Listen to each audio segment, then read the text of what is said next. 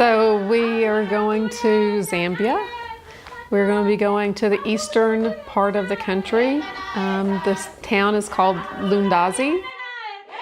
And I think the first time I really remember feeling like God was calling me to go to Africa, which I thought was a little kind of out there, crazy. But we were at our church at Northwood, and two of the people at our church had gone to Kenya. And I was watching their presentation, and I just had this really strong feeling that God was telling me that's where I was supposed to go. And I was just, what is that? The one thing that affected me was when we were taking a tour of Good Shepherd Hospital, and we walked in a room with 3 little boys that were suffering severe malnutrition.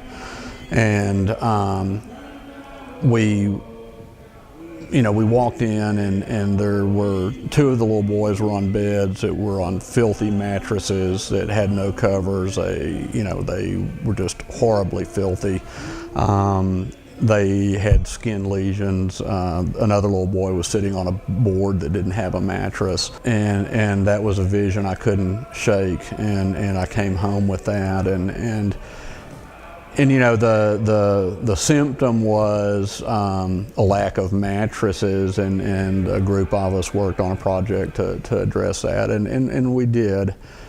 But the real root problem was malnutrition, and even after we addressed the symptom, the root problem was still there. And I think as we made return trips and I started to think about that, that's when I started thinking about my background in agriculture and how could I use that to try to work, to address malnutrition and try to help people do a better job with maybe some improved agricultural techniques.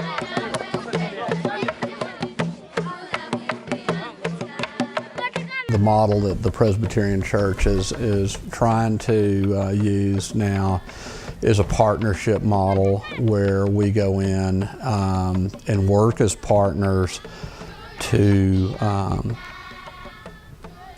help the partner churches, the members of the partner churches, the leadership, identify ways that we can work with them to improve the situations that they face, whether they're poverty related, whether it's areas of evangelism, whether it's women and children's issues, reconciliation, a lot of issues with violence, and not come in a paternalistic way like was done so many times in the past.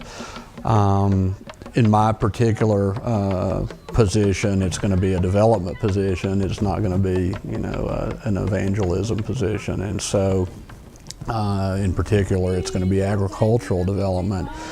And I will be looking to go in and learn as much from the people that we'll be working with as I'll be sharing with them. I've never farmed in Africa. I don't know the climate, the insect pests, and so I will have a lot to learn, and hopefully in the process we'll be able to share some things that I think we can both benefit from together. And I think that's what the church is wanting to model in all of its mission work around the world.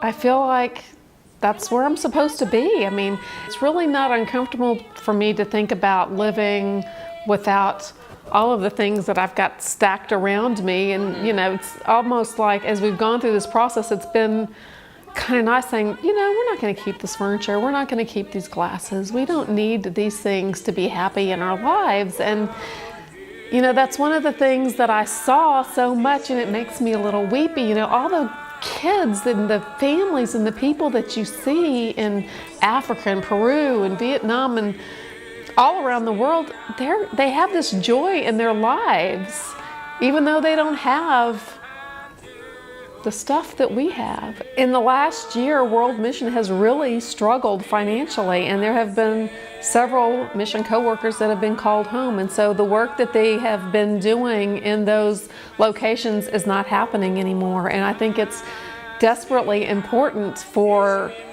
our church in the United States to support World Mission so those programs can continue, so people like Charles and I have the opportunity to go and partner with the churches there and work with those communities.